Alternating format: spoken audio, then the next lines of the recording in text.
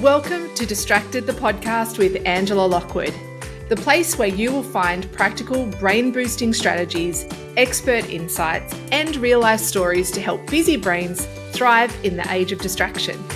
Let's go. Welcome to Distracted, everyone. I'm Angela Lockwood, and today I am interviewing someone who we're just having a chat off air about how do we condense this conversation into something that doesn't go over hours and hours. And that's going to be on me because I have so many questions I want to ask her. And today I'm joined by the amazing Tina Tower. Now, if you are a part of my world, you've probably sort of come in contact somehow with Tina. She is the founder of her Empire Builder, an online education for female course creators. And I would say probably the best online education platform for female course creators. And I will, for matter of just disclosure, that I was a member with Tina, and she has been so pivotal in helping me scale my business, in understanding so much about the business world.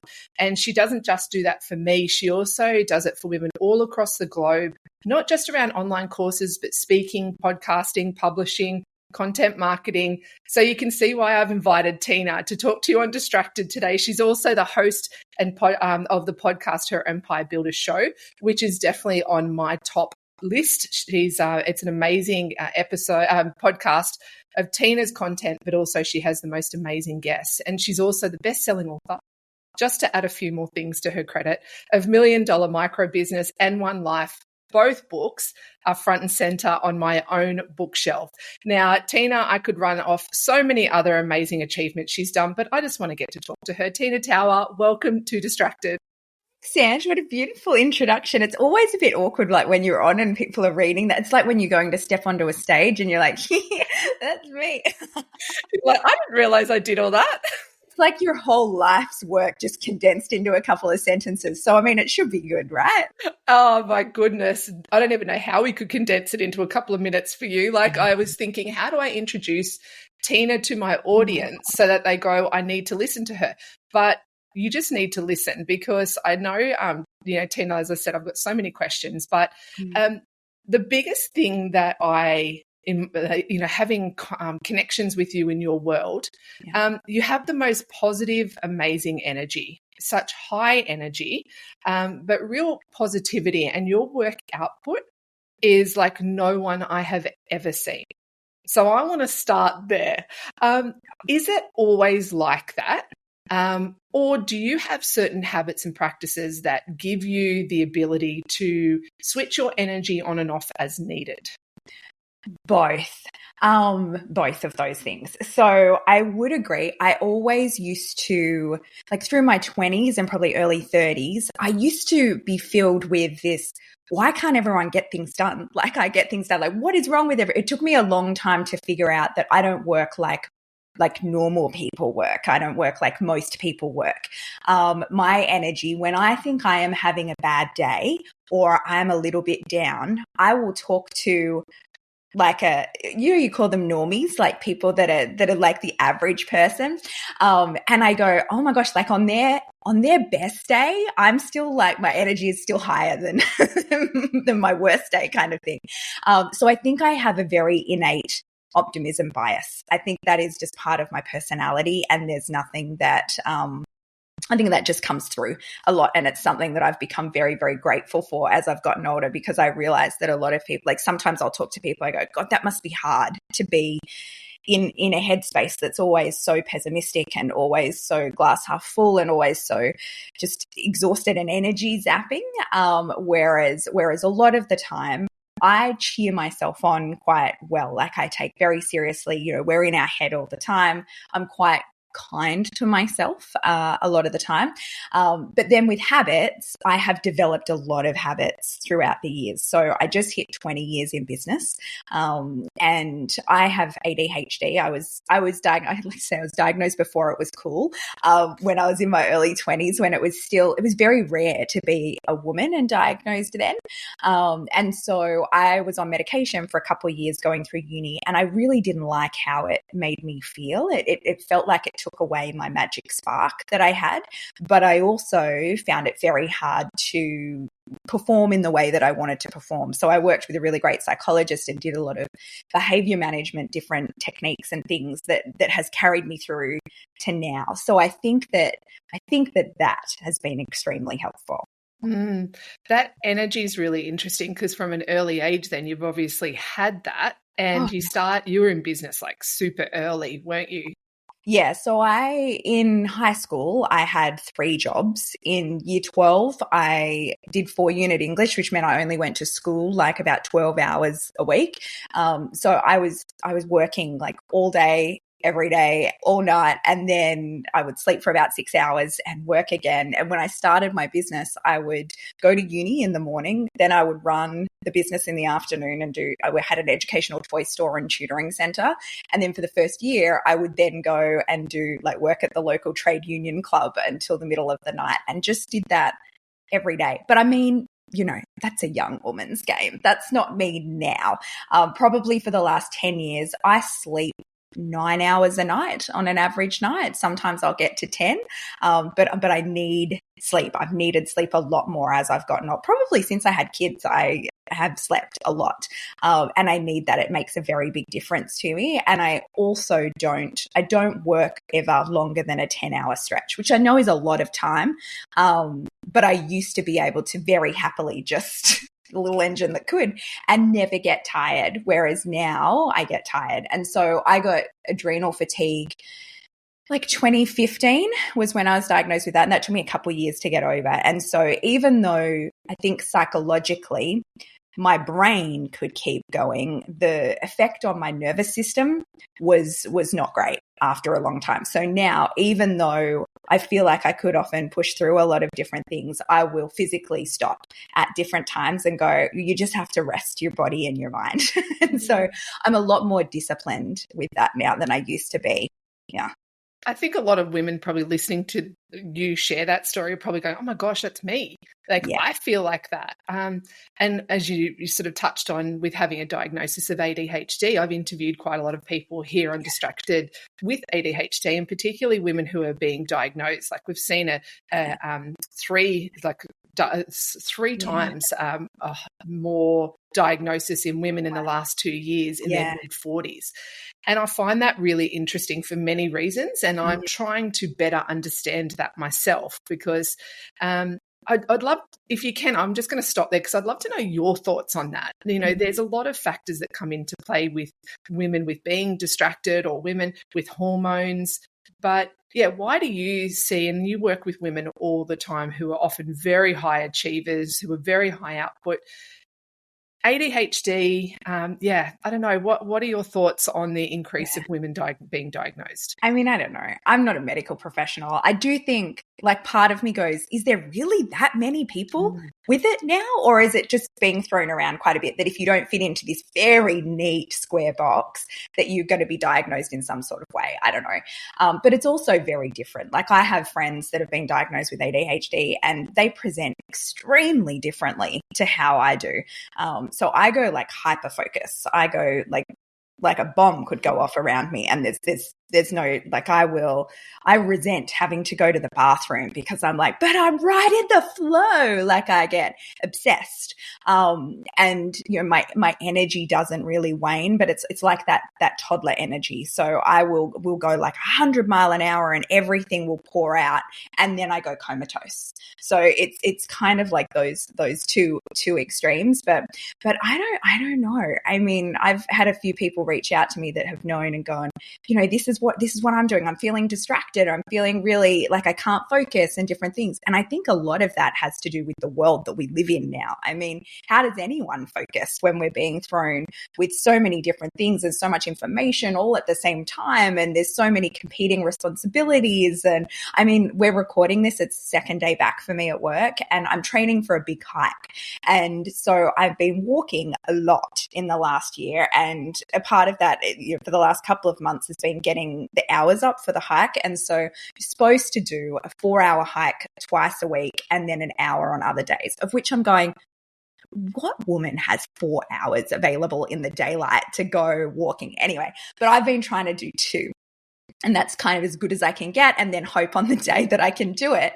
But today I was like, I slept in till 7:30, and then I woke up and took a little bit of slow morning. I'm like, and then I have a massage booked this afternoon. And so I'm going, well, I don't have time to walk and do the work that I have to do and have my massage and hang out with the kids and we just have too many competing responsibilities all the time.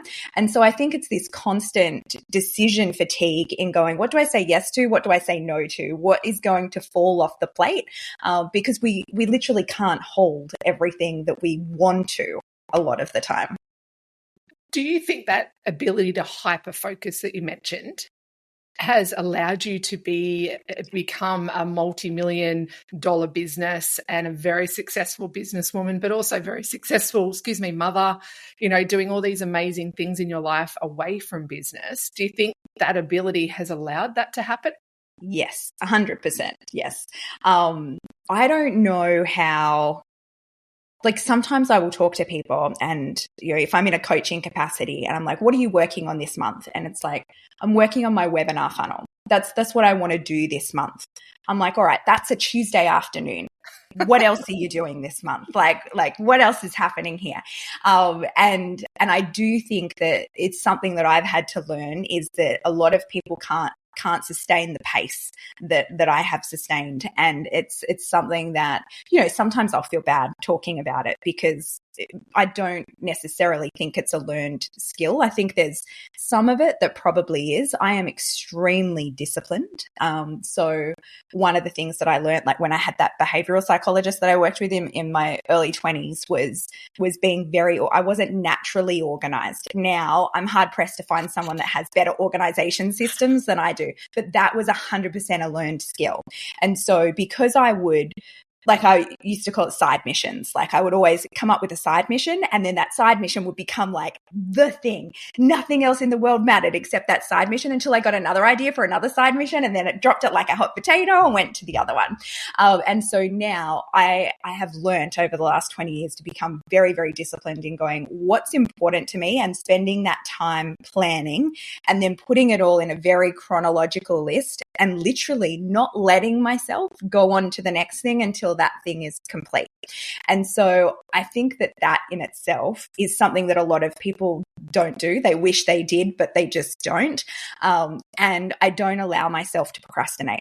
So if I ever catch myself kind of getting distracted and going off, I'll bring it back in. I don't use it all the time now, but if I notice I've fallen back into the habit. So for me, it's social media is a big thing. And I know that's probably a big thing for a lot of people is if I am doing something I don't want to do, I will notice I'll open up Instagram. It's like my thing. It's my first tell that I'm either bored or I don't want to do it. When we get in that stroppy thing and you're like, but I don't want to.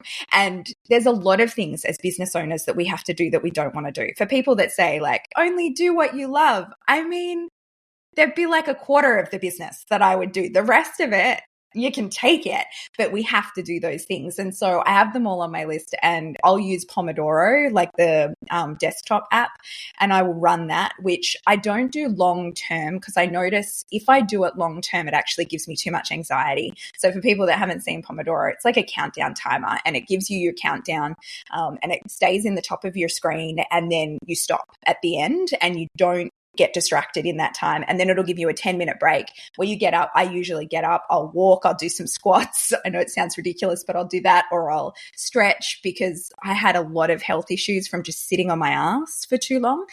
So it helped with being able to do that. But I can't do it long term, or I actually get too much anxiety from racing the clock. I try and go faster because the clock is there, and then I'll exhaust myself. I remember a psychologist once was saying to me, before you get distracted or before you realize you don't want to do something, take a step away, sit, meditate, think about it. And I remember just thinking, I don't want to do that.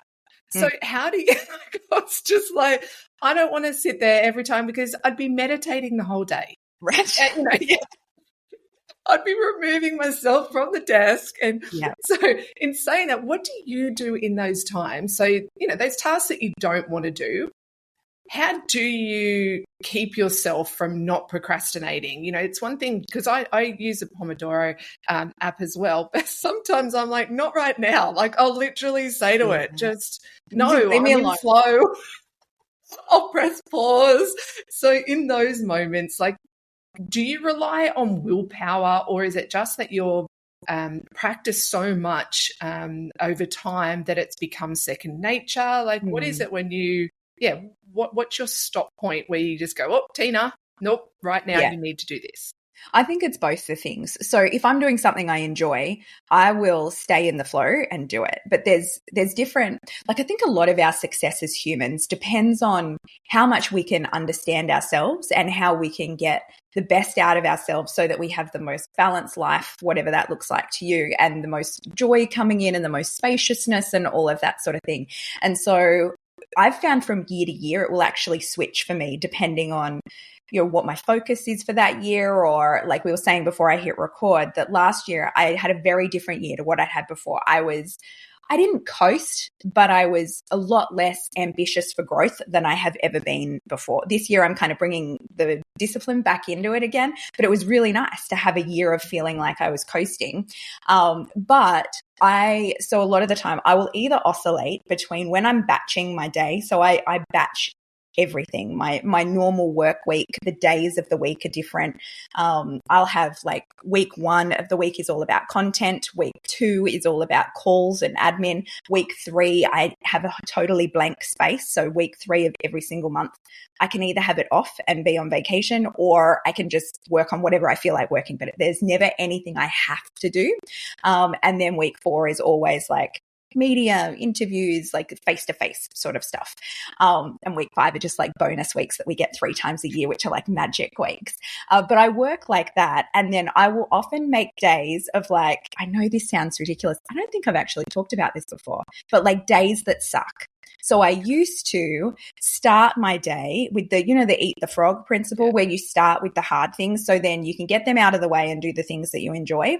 And I found it really hard to switch between the different modes. So what I've found works much better for me in the last few years is to have like full days of face-to-face, and I'm just doing nothing but talking to people. They're the days that I'll, put some mascara on and go all out. Sometimes I'll even do my hair on the rare occasion, but they're the face-to-face days. But then I'll have other days that are 3 days in the month that are days that suck. And they're the days that I will put everything I don't want to do, where I have to do all of my account reconciliation, where I have to do all of my team planning and management and reviews, like all of the things that I don't like doing.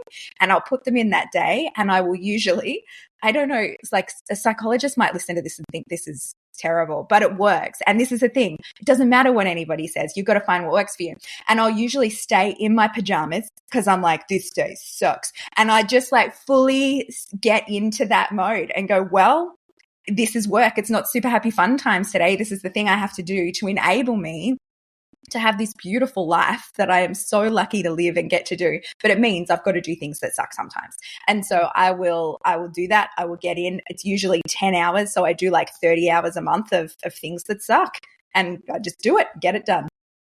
I just love that. And if the people who are listening, we obviously will have the show notes available. But one of the things I would also really encourage you to do listening to this, very much on the theme of being distracted as well, is anything that Tina's talking about, because she's just shared some really amazing insights into the habits of a very successful businesswoman. So if you're listening to this and you're like, I'm struggling myself, or I want to scale, like, Tina's been there, done that. She's still doing it. So don't lose this opportunity just to listen to it and go, that was a nice conversation between Ange and Tina. Actually use it as really great points and write down and go, wow, Tina said that, the sucky days. And also listen to Tina in sharing her insights, because very rarely do we get the reality. And that's one thing I've always loved about listening to your podcast, Tina, and reading your book. A lot of people who have had the success and have created the success that you have very rarely pull back the curtains and go, hey, this has all happened because of really hard work or because of those tricky times. So for those of you that are listening, don't waste this opportunity is what I'm trying to say. Write down the tips that Tina's talking about and her own strategies, and maybe try them for you and see if they work. But on that line too, Tina, one of the things that really annoys me sometimes that I listen to business people is when they've had success, or when they're sort of at the other end and they're retiring or whatever they're doing, they then talk about the importance of slowing down.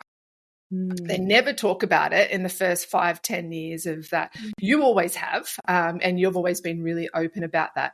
Can you tell me a little bit about your learnings through your business journey?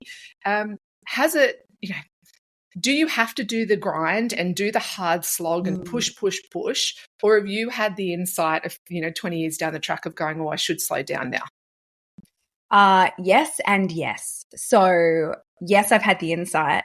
But yes, I also think the grind is necessary. And I know that it's not cool to say that now. Like, a lot of people go, and I want to be really clear in that I think that you need to work hard and grind is very different from like the hustle mentality. So I don't think you should work yourself into oblivion. However, a lot of people that I've spoken to, especially in the last couple of years, we're sold like this Instagram dream of, I can work 10 hours a week and become a millionaire.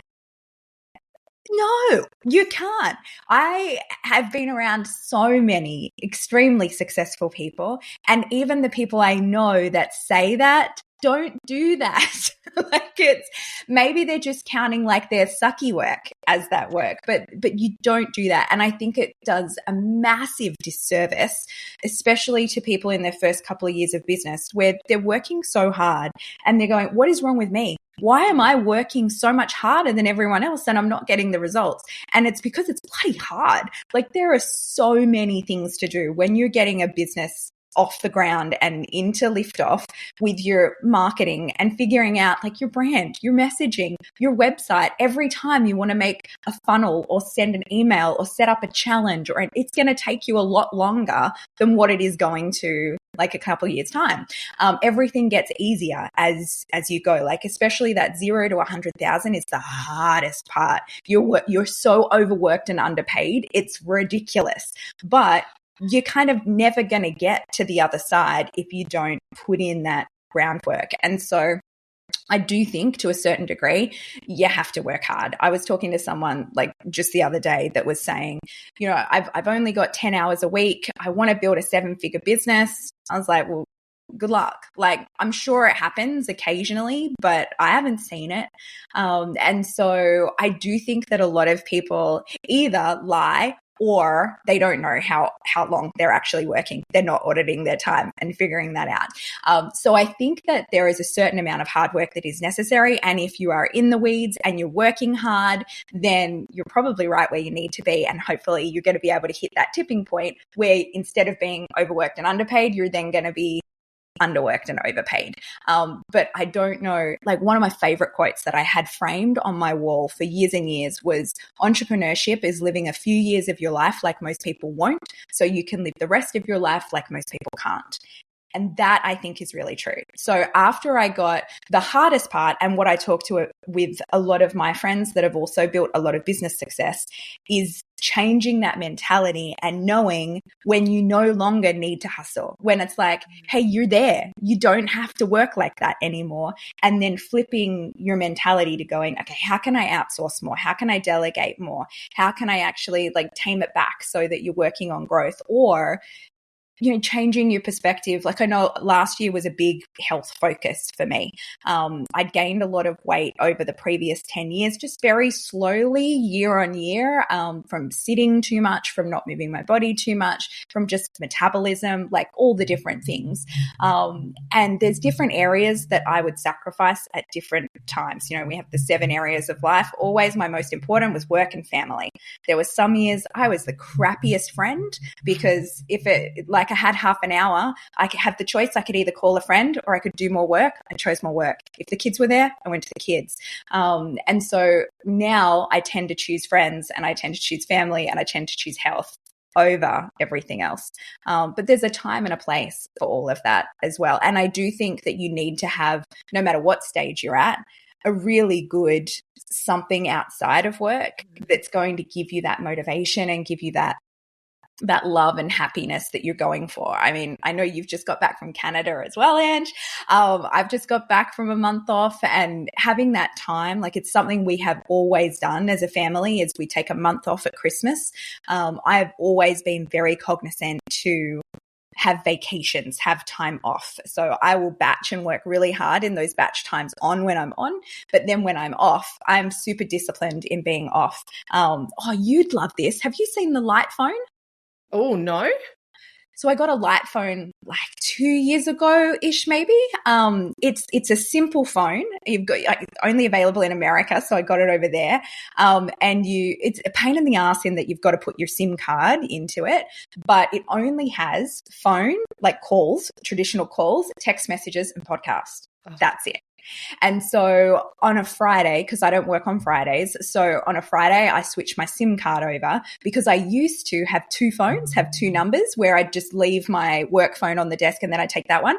But then I'd find, like, whenever friends and family would text me, it'd come to both phones, because they're like, I don't know which one you've got. I don't know who you are right now.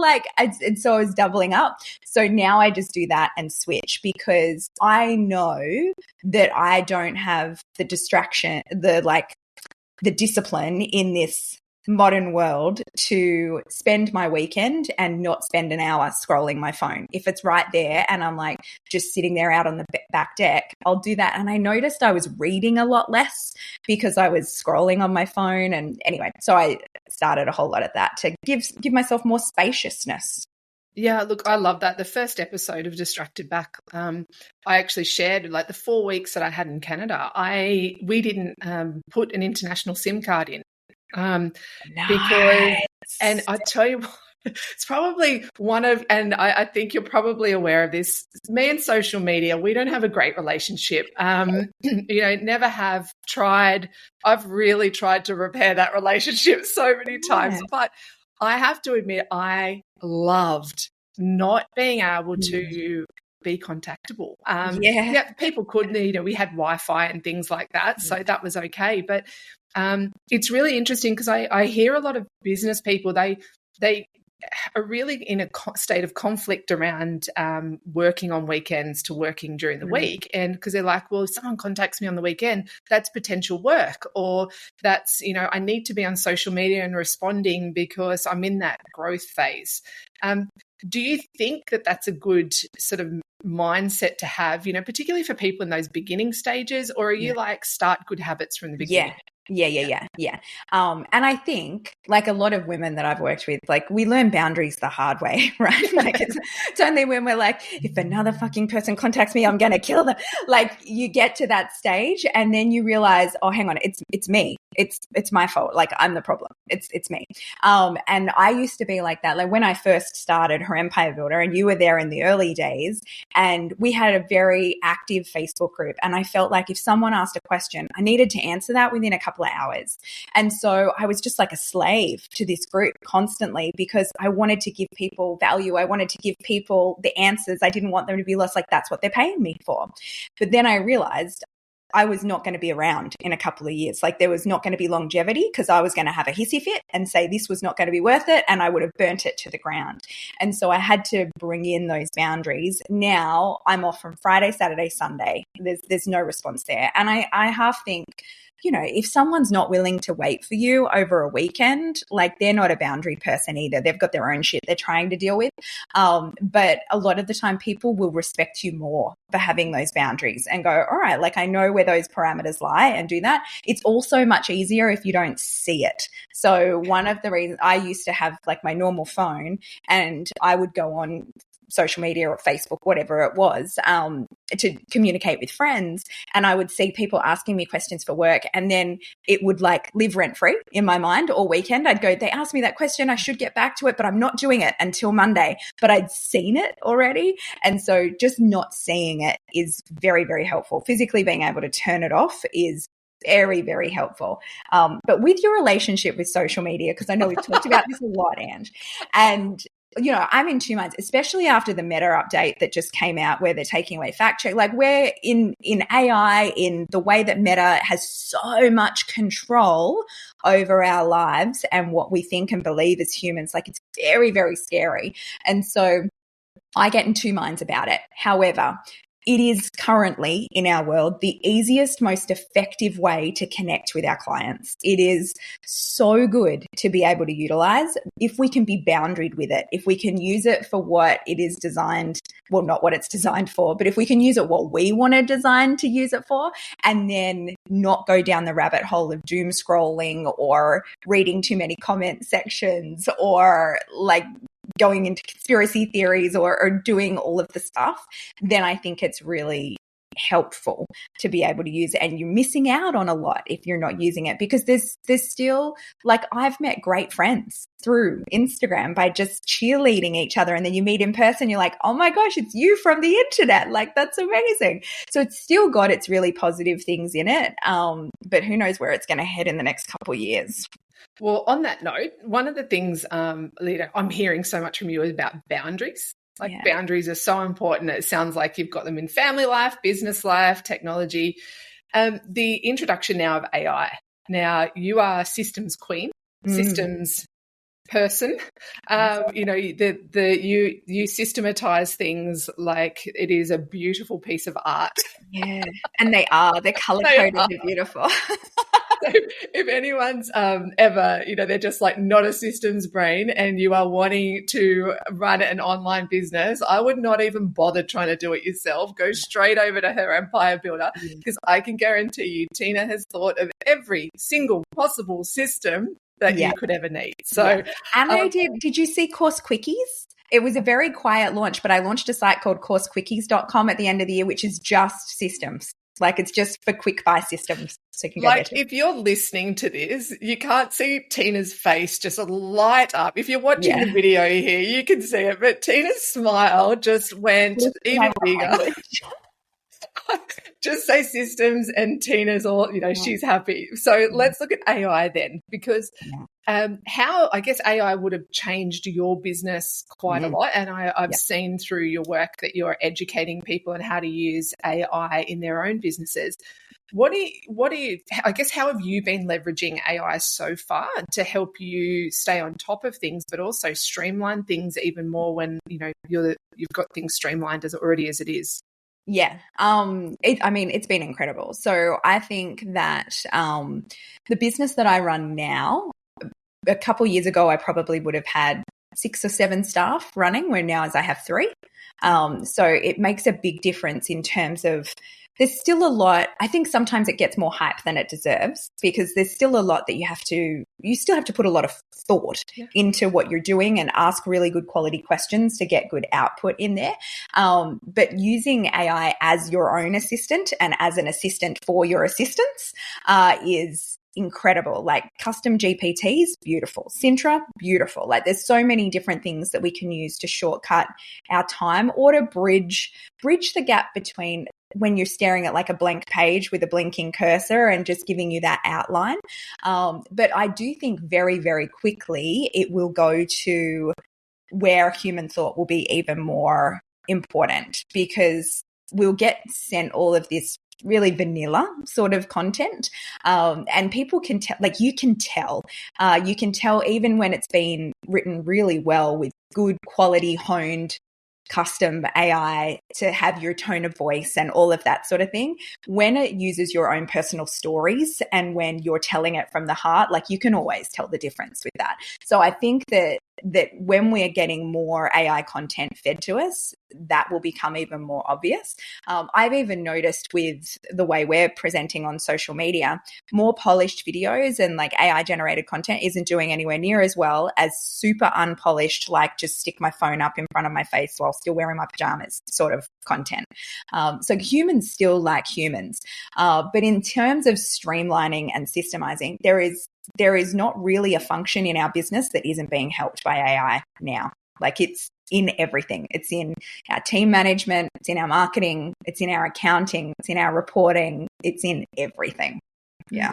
Interesting. At the end of last year, I was doing a whole lot of workshops, and I was quite amazed at how many people. So it was all about basically staying focused in the age of distraction, and how many people still weren't aware of even what AI was, or Yes. I mentioned ChatGPT, and a hand went up and said, "Sorry, do you mind explaining to me what's ChatGPT?" And like for us in the world of business, it's so integrated into our business, but for so many people, it's really quite amazing that a lot of people, I don't know if it's fear, maybe it is a bit of fear that people are like, I think it's just another thing to learn. Like we just went back with my mastermind, which I'm a part of, not one that I'm running, but I'm a student in. And I was talking about AI. So I put out a course in November last year called AI for Course Creators on how to make all your custom GPTs. And I am the babyest business in this mastermind. They're all like, the next person does 5 million a year up to 15 million a year.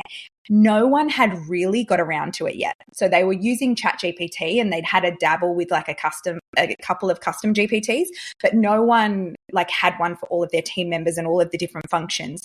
And so when I showed them what I was doing, they were like, "Oh my God, that's insane." And so now they've all done my course, which I was like really, I was really nervous about it, going like, there's such incredible, like all the names that are people in there, everyone in course creation would know every one of their names. And so I was like, what are they going to learn from mine, right? And so they all did the course and they all were like, this is the most mind-blowing thing. I'm like, really? You haven't done this yet? Like, how have you not done this yet? And so I think there's still a lot of people that haven't just got around to it yet because we're so busy, and it's just look like another distraction. But when it is used effectively, my gosh, it saves a bucket ton of time. Yeah, and you're right that there's so many apps. Like how many, even for people who are listening that are parents, like how many apps are there to manage life admin, let alone business? And there's always so many logins. And I often hear that AI feels overwhelming. Yeah. It's almost like that hurdle, and I'm sure you've done it a million times in your business, Tina, that learning something new makes you feel like a student and doesn't make you feel, you sometimes don't feel very bright when you're learning something new. You just got to push through it, don't you? Because on the other side, you're like, yes, I've got it. I know what I'm doing. You've got to get used to that. Like I feel like an idiot every week. Like as I've been learning about AI. So my favorite tech conference every year is South by Southwest in Texas. So I go there every year. I've only missed it when COVID was on. But the year before COVID was when I first started like hearing a lot of it was focused on AI content. So I think that was 2019. So it's been developing for quite a long time, but I'll still try, like I'll see someone talk about a different app or a different AI agent or a bot or different things. And so I'll use it. And I have built tons of them that have been shit. Tons that I have, paid the $1,000 subscription for, set it all up and gone, this is actually not that helpful. Like it's good, but it's not great. And so, I mean, I do see part of that as my job in trying things and figuring out what's actually worth your time and effort and what's not. But I think for a lot of people, they're like, well, I don't want to go down a rabbit hole and spend all this time and effort and money on developing something if it's not going to solve my issue. And the other thing is things are changing so quickly. So we got a program called Cast Magic middle of last year to do all of our podcast stuff. It's like, it is magic. Like you put your podcast in, it does all your show notes, your social media or your clips or your captions. Like it's beautiful. It's such good quality. But then late last year, Descript, which a lot of people were already paying a subscription for, bought out nearly the exact same thing. So it's kind of like you're going to end up for a lot of business owners with a lot of like an app stack that is a bit messy for a bit until it settles down, I think. And then you look at it all and you're like, oh, I should change over to there because that has that one feature. Yes. And then you end up spending days of just trying to transfer data over or learning it. And so it just sometimes adds to the complexity, doesn't it? Yeah, completely. Yeah. So I wanted to just sort of take a little bit of a different angle because I feel like, there's so many different parts of your business and who you serve. Slight different angle when you're working with business owners. Okay. So, and you're helping support them through some of those challenges. What are you seeing, I guess, is the difference between those businesses that do scale really well or, the people that scale really well and those that don't? So have you noticed any patterns in habits or any sort of commonalities between the two groups that you're sort of like, I guess from the outsider's perspective, you're like, oh, if only they did that, then this could shift? Yes. Yeah. Do you mind sharing what they are? I know I'm like, yes, but no one's going to like the answer. I know. I'm almost thinking I want to take some notes here because I reckon a lot of people who should listen to this, because a lot of people work so hard, don't they, Tina? Like yes. They put so much work, so much effort, not just into a business, but even like you say, you're training for a hike. You know, people put out a lot of effort and energy into things in life. And it can be really frustrating for people if they don't see it through. So there are certain habits that you see that are different between the two groups. Definitely. And I know the exact answer, but it's not an answer that people like. But I have helped hundreds and hundreds and hundreds of people start their businesses. And my goal when I started Her Empire Builder was to help 100 women reach more than $1 million in course sales. We're up to 7. To me, that is like abysmal. And there's a lot of people that have kind of fallen partway in between. But I spend a lot of time looking at, well, what is it that sets it apart? Why did these people get it? Why did these people not? What makes this? And now it sounds awful, but I can pretty much have one conversation with someone at the start and I will know. Occasionally, very occasionally, I'll be surprised, but usually I will know they're either going to make it in this year or they're not. And that comes down to commerciality. So what I mean by that is everyone that starts a business like loves what they do. They're usually very, very good at it. It's not, women have a lot of imposter syndrome, but I never see women that are working and they're not good at what they do. They're doing it. They're usually experts at their field. What a lot of women are not good at is selling themselves, is going, I am going to package this into a commercially viable product. I am going to be super clear about who I'm selling it to. This is my messaging, and I'm going to sell. Sell, sell, sell. That is what a lot of people don't do. They spend a lot of time doing everything else except for selling. And to give you a practical example of that, I could work with someone that for 6 months is working on building their website.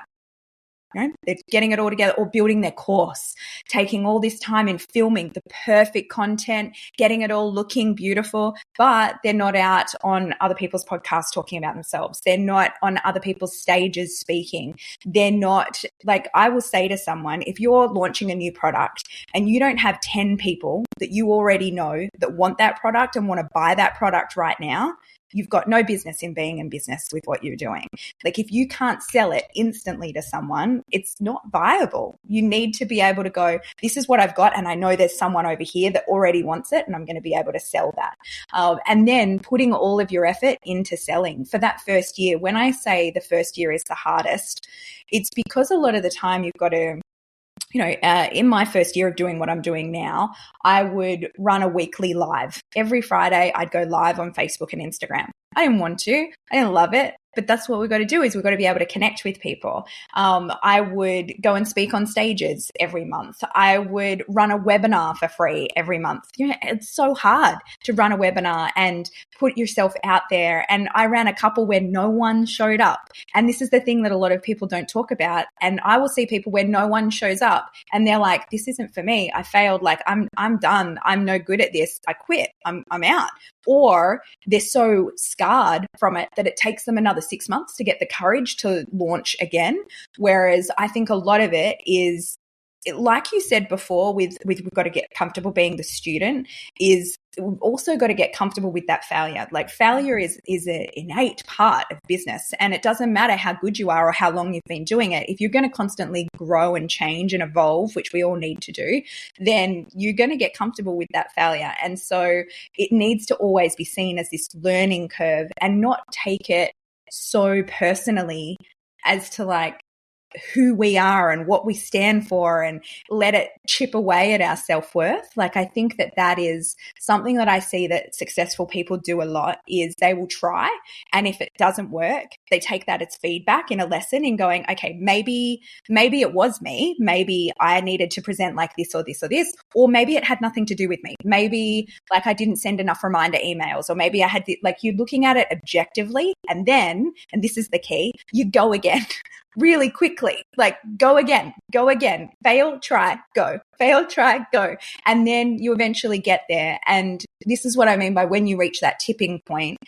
It is so beautiful on the other side. Like when you get there, I used to hate it when people said, money doesn't buy me happiness. I'm like, have you ever been broke? That sucks. Like it is horrible when you're at the start. And I know I started my business from nothing. Some people start with a good kind of buffer. But I started with nothing, which meant if I didn't do it, like we didn't have food, like we didn't pay our rent, like we were selling stuff on Facebook Marketplace to cover rent. Like it's hard work, but you've got to do that in order to get to the other side. Now, if I wanted to make more money, if there was a trip I want to do or something, I know I can turn on that tap and I know exactly the levers to pull to be able to get that result. And that is just because I have tried and failed so many times with so many different things. So if it's not working for someone at the moment, I would say, what are the things that you see other successful people doing that you're not doing? And if you've tried them once and it didn't work out, how many times have you tried it? Now, if you try it like 5 times and it doesn't work out, it's a you problem normally. I would go, okay, now we need to go, all right, how am I showing up in the wrong way? But you've got to do that to get comfortable too. Like even when you're presenting, it's super awkward at the start. Like you'll feel super awkward and people won't buy from you because you look super awkward. But the only way you start not looking awkward is to get those runs on the board. Yeah. And so you've just got to kind of get through the suck. Yeah. I can remember years ago, I hit 20 years this week. Congratulations. I can remember probably about 13 years ago standing in a cupboard with a filing cabinet, with my laptop sitting on top of the filing cabinet, so I could, because I stand when I present, I have to stand up. So I had my laptop sitting on top of the filing cabinet in this storage cupboard. And it was like the first time, it was when Kajabi was in its beta phase. So it was like so many years ago. And I was trying to, and I had it up there. I remember I was like, yes, this is my moment. I am about to go. Like my first online course, this is going to be phenomenal. And I had people registered and I'm standing in this cupboard ready and no one turned up. Oh. And isn't it like, it's so disheartening? It's still so clear in my mind, Tina. And I remember standing there thinking, it's a real moment for me right now. What am I actually going to do?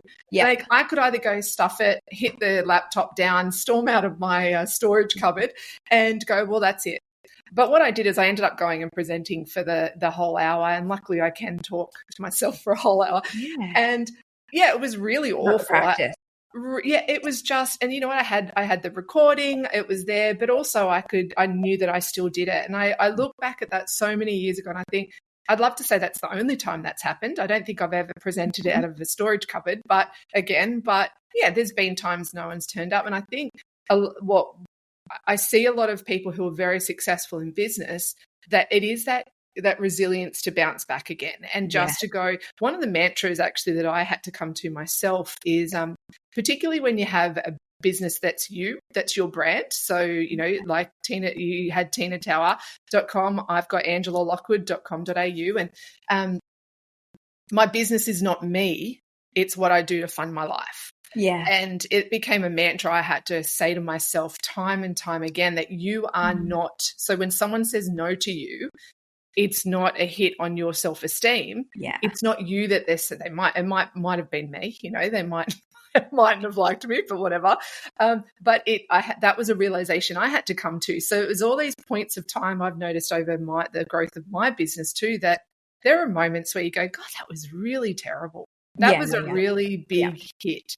And I know that you probably would have had times like this as all business people. What do you do to get through when you get a big hit, or when you are in that moment where you're like, hey, I'm on top of the mountain and now I'm not? Or what do you do? Well, I don't deny it, for one. Like I think, you know, I don't toxic positivity it and go like, it's all just part of the journey, which it is. But also I'll give myself the grief moment. Like we had a launch like 3 or 4 launches ago that for no reason, and I still have no idea why, tanked.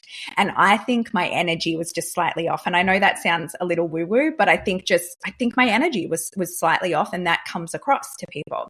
I had a little bit going on in my personal life, and my heart wasn't in it how it normally was.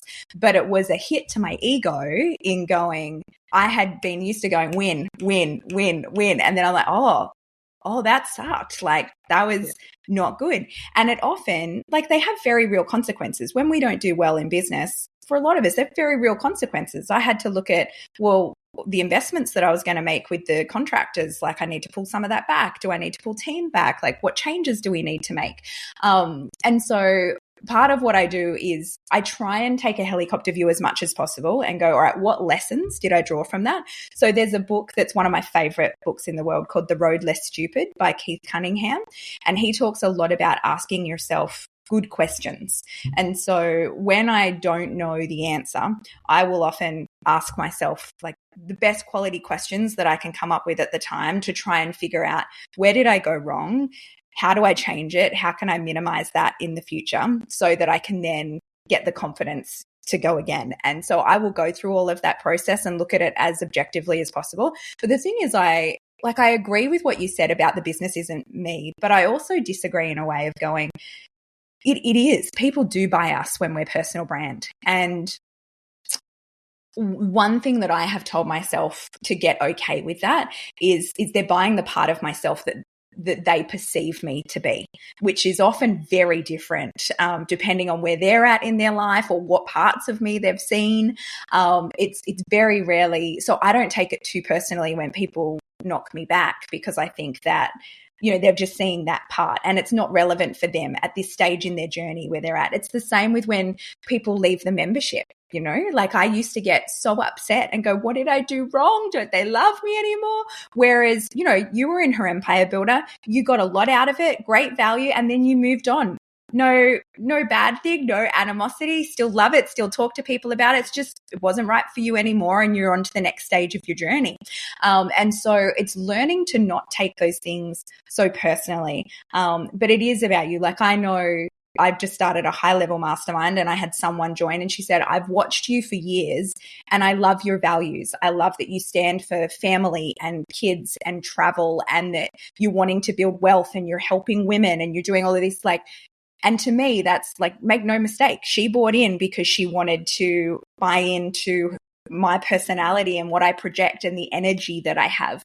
And the same thing is I will have some people will leave my membership and they will actually say on their offboarding form, it's just too intense. Your energy is just too intense and you held me too accountable and you want results all the time. And I'm not, which I'm okay with. I'm like, well, if you don't want results, like why join a business coaching program, you know? But some people want just the community. I'm like, well, go join a social club. So you've got to know what you stand for and then be able to put that out in your messaging and know that you're going to attract the right people and they're going to come and they're going to go. But also, like Oprah used to talk about this. What exactly did she say? She said, wide open heart, huge fucking fence. Yeah. Am I allowed to swear? It's fine. One. It's okay, my first explicit. So I love you're welcome. Your first explicit. Okay, sorry. But it was an Oprah quote. And so she used to say, and I really liked that in going, you know, you can have those boundaries and have those fences up in knowing what you're able to share of yourself while still having an open heart and still serving people in a way that's open, but also having those boundaries. When I run my live events, so I'm quite introverted, which I don't present as introverted. I present very extroverted. So it often confuses people with that. But I will always visualize myself. At the start, I do a lot of visualization and I'll visualize myself in a giant gold ball. And so I walk around the whole event in this giant gold orb, in going, I am beaming out the light and I am letting people come in, but no one gets in my bubble. And so it's always like there and it's always as warm and open as I can feel, but I'm not like getting energy sucked the whole time. And I think for a lot of people running personal brand businesses and thought leadership businesses and businesses where we're selling our intellect in a way and selling our own thoughts, that's really important to maintain so that you don't end up like, you feel sometimes and you're like, I've just been like, everything's just been sucked from me and I'm just depleted. That's something I have learned. That's been the hardest thing to learn. Yeah, and particularly when you're surrounded by so many different people's energies constantly too, Yes. and like they literally are wanting something from you. Yeah. Tina, I knew I would do it.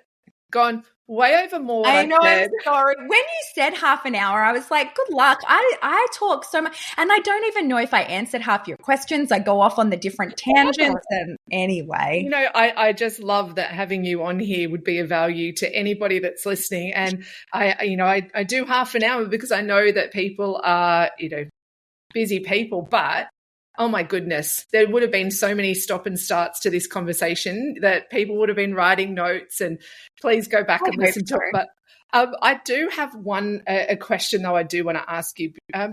For people who are listening, how can we leverage fast brains and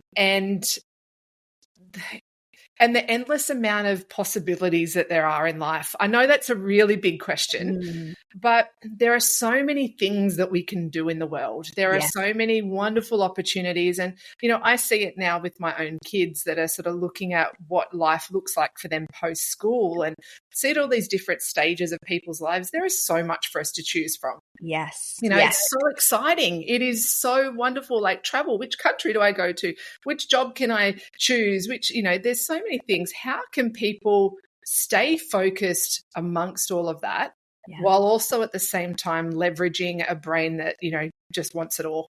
Yeah. I mean, aren't we lucky to be blessed with fast brains though?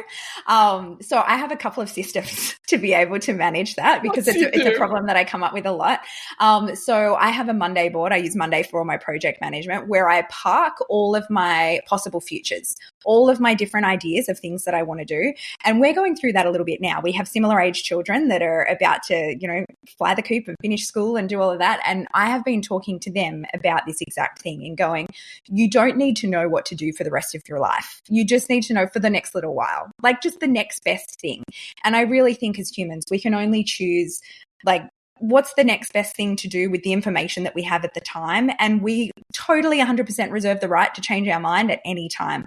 I think often people are too afraid of appearing flaky if they're changing their mind. But if you get a better option, go for it. Like get that better option. In saying that, you've got to know where your line is in sticking things out though also and not chopping and changing all the time.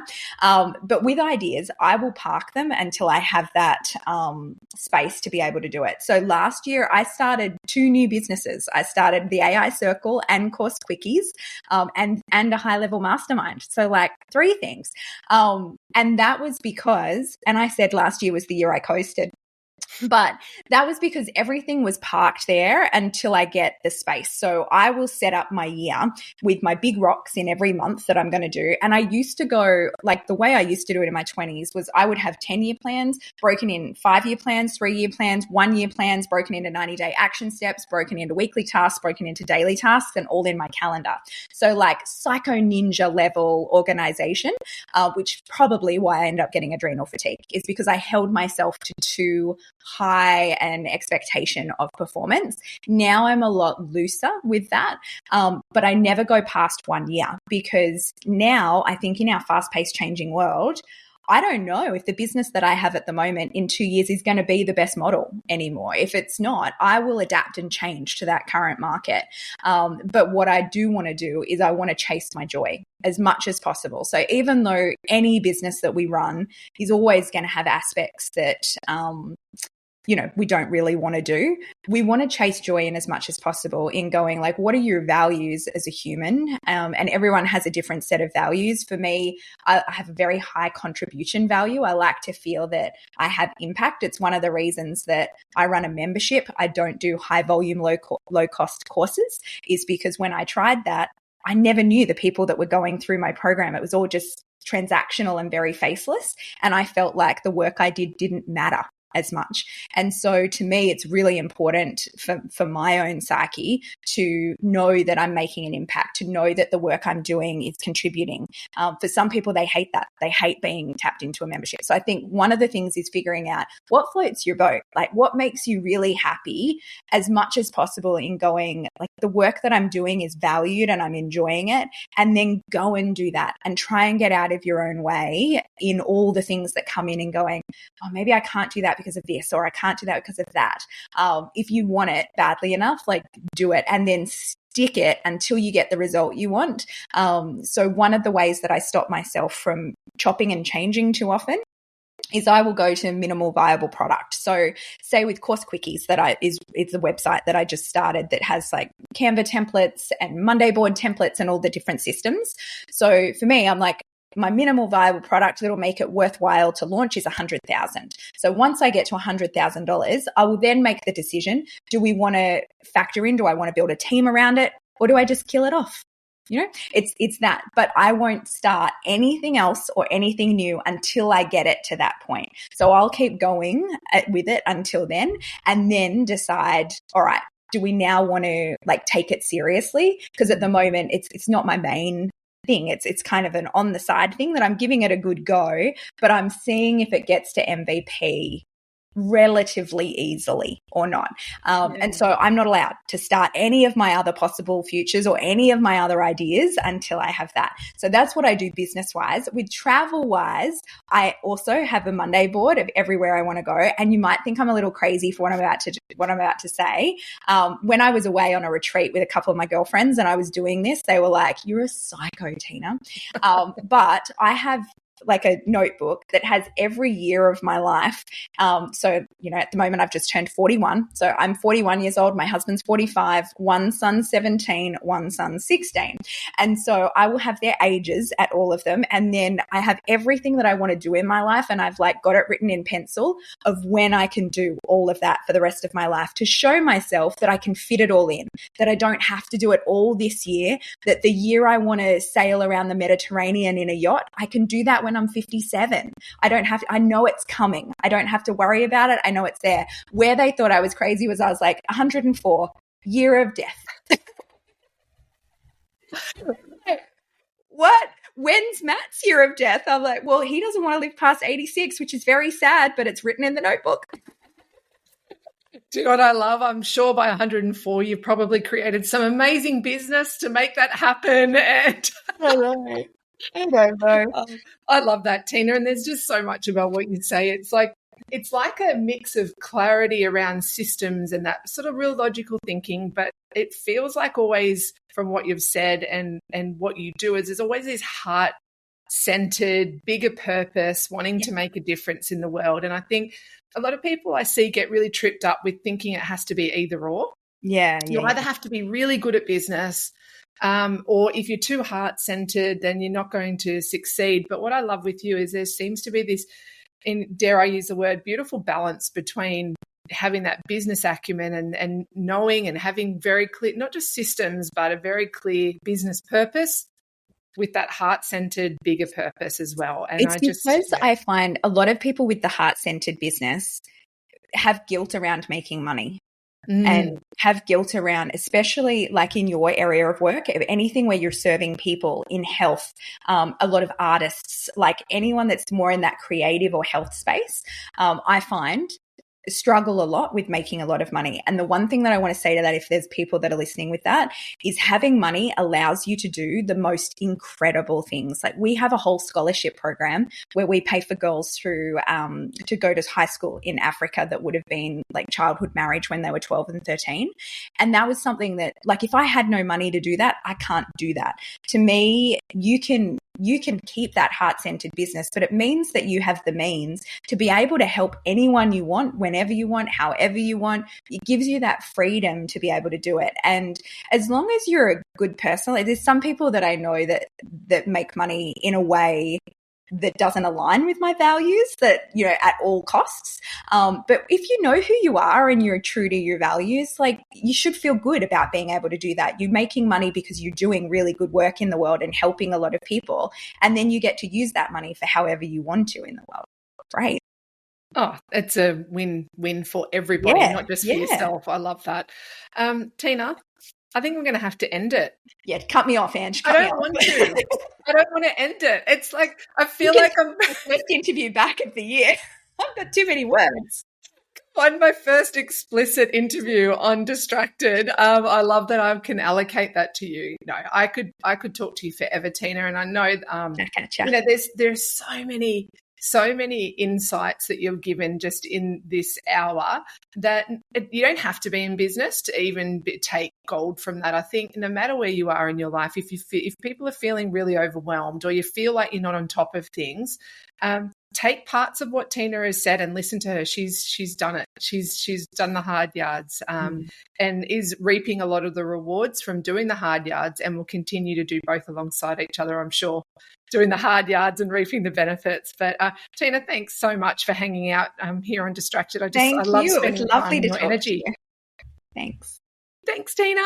I will link everything that Tina has said. She's even shared some of the things around AI programs and things like that. So if people missed it, I'll link those at the bottom. But also please head on over to her empirebuilder.com and you'll see everything about Tina on there. And if you are an online course creator who is wanting to really scale their business and or even just start, but if you're wanting to scale, then it really is the go-to. I've seen it on the inside. It is like no other.